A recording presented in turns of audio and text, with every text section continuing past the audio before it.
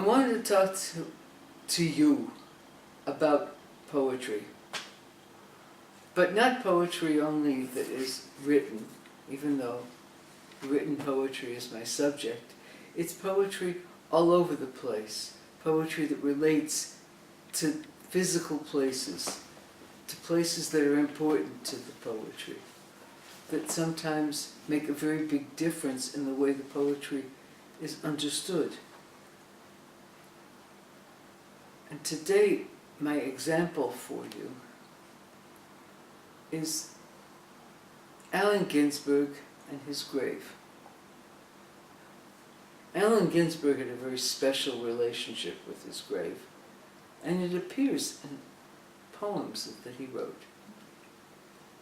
Even though when he wrote the poem Death and Fame, he said something completely different. This is what he starts his poem Death and Fame with. When I die, I don't care what happens to my body.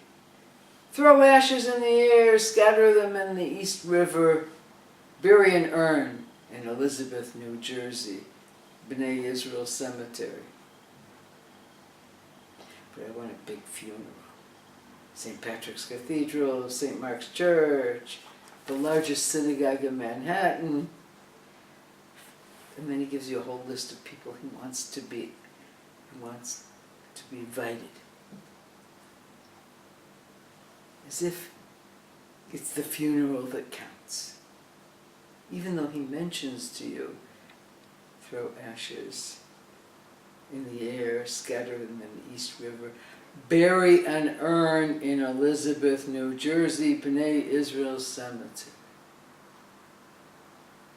If you go to Bnai Israel Cemetery, you're going to find everything he talks about and more.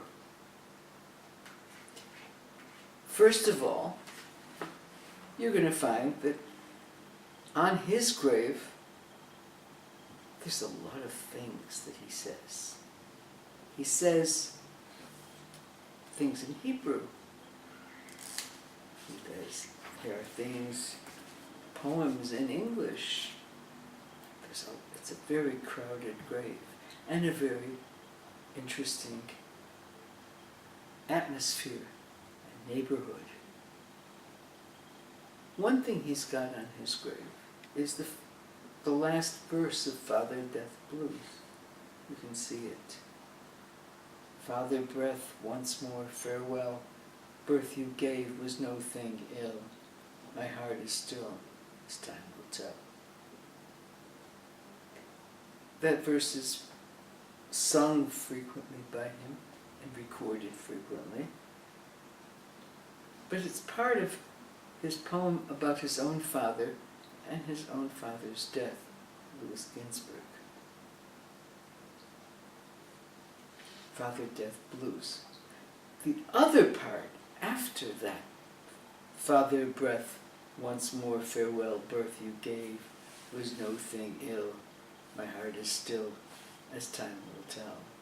The other part, the lines after that, describe exactly what we're going to see in the cemetery.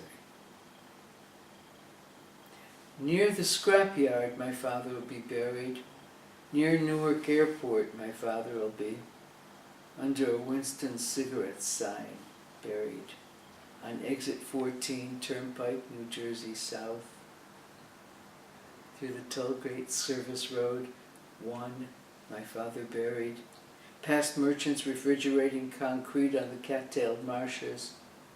Past the Budweiser Anheuser-Busch brick brewery in Bnai Israel Cemetery behind a green-painted iron fence where there used to be a paint factory and farms where Pennick makes chemicals now under the Penn Central Power Station, transformers and wires at the borderline between Elizabeth and Newark, next to Aunt Rose, Guy DeMock, near Uncle Harry Meltzer, one grave over from Abe's wife, Anna, my father will be buried.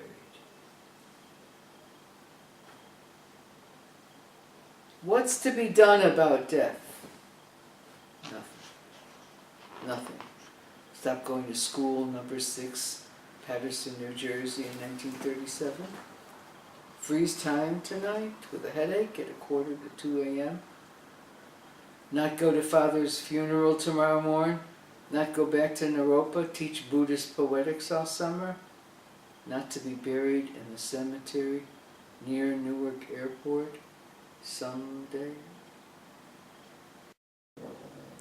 This place is so important to Allen Ginsberg that the last thing he writes about in a poem called Things I'll Not Do, Nostalgias, on March 30th, 1997 a.m. The last things he writes about are no more sweet summers with lovers teaching Blake at Naropa, mind-writing slogans, new modern American poetics, Williams, Kerouac, Resnikov, Rakosi, Corso, Creeley, Orlovsky, any visits to Bnai Israel graves of Bobbe, Aunt Rose, Harry Meltzer, and Aunt Clara, Father Lewis, not myself except in an urn of ashes. You can see from all this how aware Ginsberg was of the place and how important that place is.